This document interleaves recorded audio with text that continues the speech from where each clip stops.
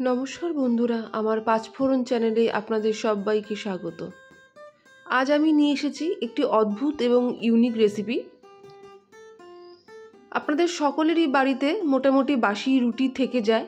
রাত্রে রুটি করার পর পুরোটা যদি খাওয়া না হয় পরের দিনের জন্য থেকে যায়, তো আপনারা অনেকেই সেটা এমনি নর্মাল সেকে খান কিংবা ফেলে দেন।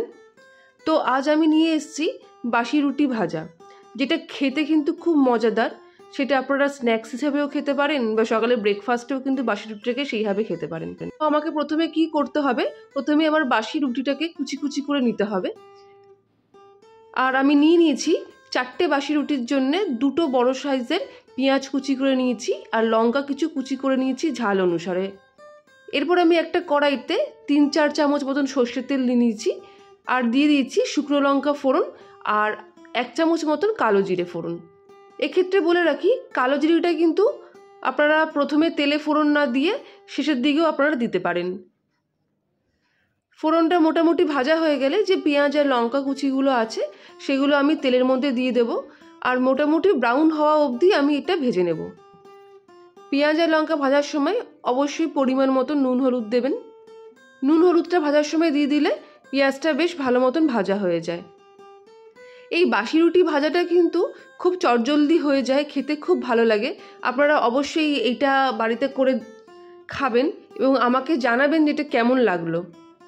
আমার বাড়িতে তো রুটি বেঁচে গেলে আমরা তো খুব খুশি হই যে রুটি বেঁচে গেছে, পরের দিন এইভাবে ভেজে খেয়ে নেব। তো সুতরাং আপনারাও একবার দেখবেন যে কেমন লাগলো। খুব ছোট্ট রান্না, এটা করতে একদমই সময় লাগে না, চটজলদি হয়ে যায়। যাই হোক, পেঁয়াজটা আমার মোটামুটি ভাজা হয়ে গেছে। এরপর যে রুটিগুলো কুচি কুচি করে রেখেছিলাম সেই রুটিগুলো আমি দিয়ে দেবো।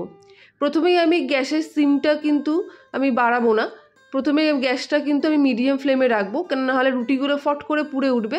তো এটা ভাজতে মোটামুটি আমার খানিকক্ষণ সময় লাগবে। আপনারা কিন্তু মিডিয়াম ফ্লেমে রুটিগুলো নাড়াচাড়া করে ভাজতে থাকবেন। আমার চ্যানেলে যারা নতুন বন্ধু আছো তারা অবশ্যই আমাকে সাবস্ক্রাইব করবে, আর পুরনো বন্ধু যারা আমার আগে থেকেই বন্ধু তারা অবশ্যই এই ভিডিওটি সবার মধ্যে শেয়ার করে দেবে।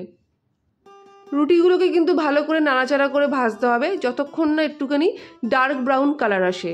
একটু ডার্ক ব্রাউন কালার আসবে মিডিয়াম আঁচ করে ভাজলে, তাহলে বেশ মুচমুচে হবে। মুচমুচে হলেই কিন্তু এটা কিন্তু খেতে ভালো লাগবে।